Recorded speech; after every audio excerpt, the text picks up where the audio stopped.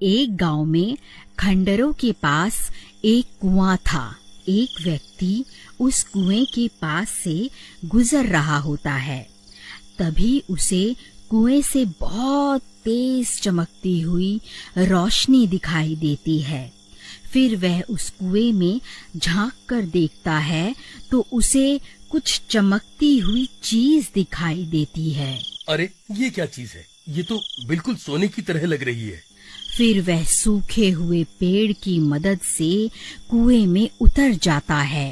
अरे वाह वाह, ये तो सोने का सिक्का है। लगता है मेरे हाथ कोई खजाना लग गया है। फिर वह सूखी हुई डंडी की मदद से वहाँ खुदाई करने लगता है। अरे वाह, मेरा शक तो सही निकला। मैं तो सच में माला माल हो गया।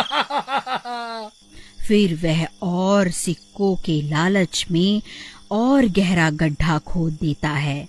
तभी उस गड्ढे में से एक हीरे की अंगूठी मिलती है।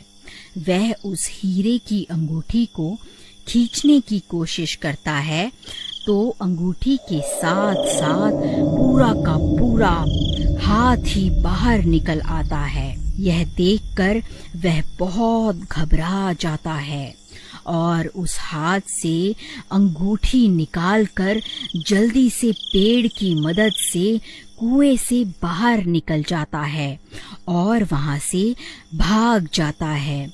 फिर एक दिन उस कुएं के पास से गुजर रहा होता है। इतनी तेज रोशनी देखकर वह चौंक जाता है और कुएं में झांकने लगता है।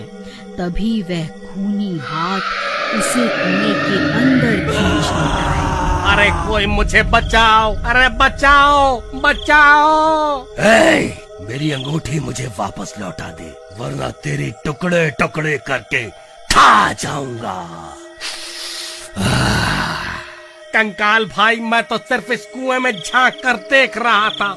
मुझे नहीं पता आप किस अंगूठी की बात कर रहे हो। कंकाल भाई, मुझे जाने दो। झूठ मत बोल, तूने ही मेरी अंगूठी चुराई है। उसे मुझे अभी के अभी वापस कर दे। हे भगवान, अब मैं इस कंकाल को कैसे यकीन दिलाऊं कि इसकी अंगूठी मैंने नहीं चुराई। अरे कंकाल भाई, मेरा विश्वास करो, मैं सच बोल रहा हूँ। चाहे तो मेरी तलाशी ले लो। अगर तूने मेरी अंगूठी नहीं चुराई तो फिर किसने चुराई है? जल्दी उसका नाम बता। हे कंकाल जी, मुझे नहीं पता कौन कमबख्त आपकी अंगूठी चुरा कर भाग गया है।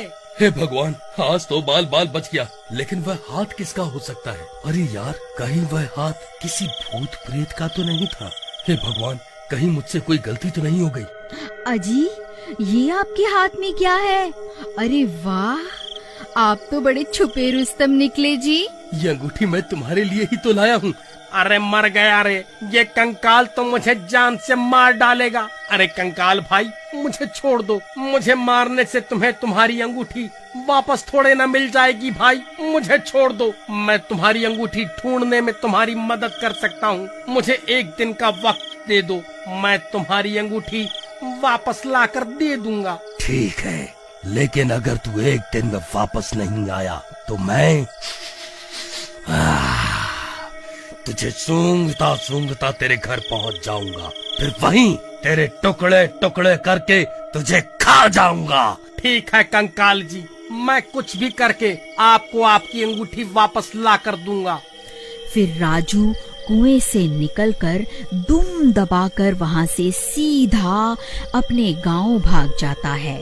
फिर सुबह होने पर सीमा पूरे गांव की औरतों को अपनी अंगूठी दिखा दिखा कर उन्हें जलाने लगती है। अजी, आपको कुछ पता भी है? गोपी ने अपनी पत्नी को इतनी कीमती अंगूठी तोहफे में दी है और एक आप हैं जो आज तक तोहफे में एक फूल भी तोड़कर नहीं दे पाए। अभी के अभी यहाँ से भाग जा।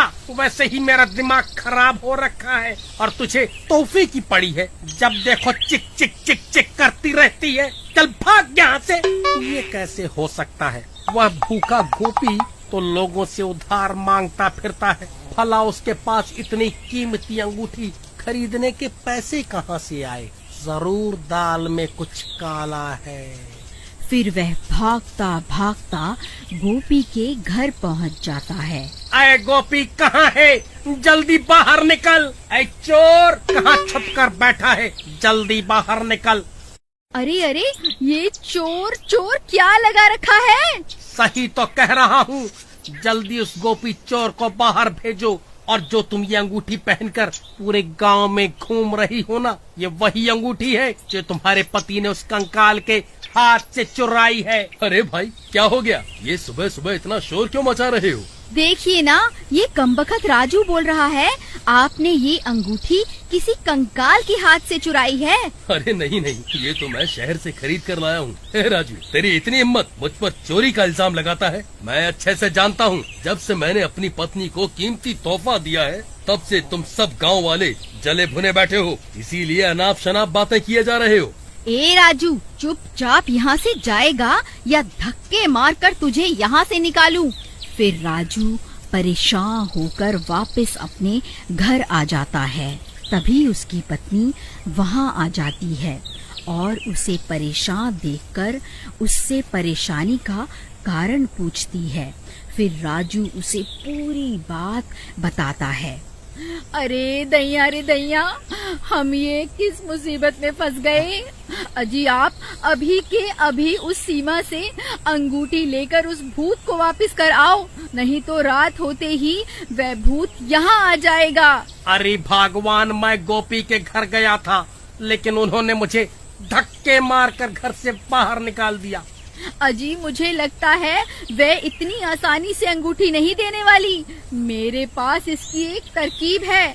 फिर रात होते ही राजू और अनीता गोपी के घर के बाहर पहुंच जाते हैं। भगवान, वह देखो, ये वही अंगूठी है जिसकी तलाश में हम यहाँ आए हैं। अजी लेकिन हम इसकी अंगूठी उतारे कैसे? अगर हमने कोशिश भी की तो ये उठ जाएगी।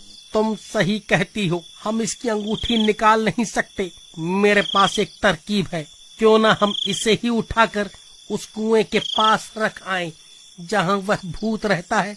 वह अपने आप इससे निपट लेगा। फिर वह दोनों धीरे से उसकी चारपाई को उठा लेते हैं और धीरे धीरे जंगल की ओर चल देते हैं। कुछ ही देर में वह उस खंडहर के पास पहुंच जाते हैं। फिर वहां पहुंचकर वह उस चारपाई को कुएं के पास रख देते हैं। अरे कंकाल जी, आप कहाँ हो? देखो, मैं आपके लिए तोहफा लाया हूँ। आप खुद ही बाहर आकर अपनी अमानत वापस ले लो। चलो प्रीतम, हमारा काम तो हो गया, अब यहाँ से जल्दी से निकल लेते हैं। फिर वह दोनों वहाँ से भाग जाते हैं और एक पेड़ के पीछे जाकर छुप जाते हैं।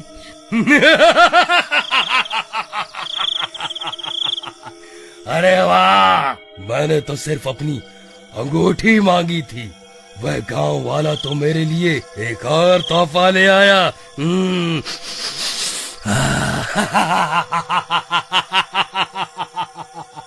हे भगवान, ये सीमा कहाँ चली गई? उसकी तो चारपाई भी गायब है। कमबख्त मेरी पत्नी को चारपाई के साथ ही उठा कर ले गया। अरे प्रीतम, प्रीतम तुम कहाँ चली गई? तभी गोपी सीमा की तलाश करने लगता है। अरे भाई, तुमने मेरी पत्नी को कहीं देखा है क्या? हाँ भाई, अभी अभी वो राजू और उसकी पत्नी तुम्हारी पत्नी को चारपाई पर लेटा कर कहीं ले जा रहे थे। मुझे लगा शायद तुम्हारी पत्नी की तबीयत खराब होगी।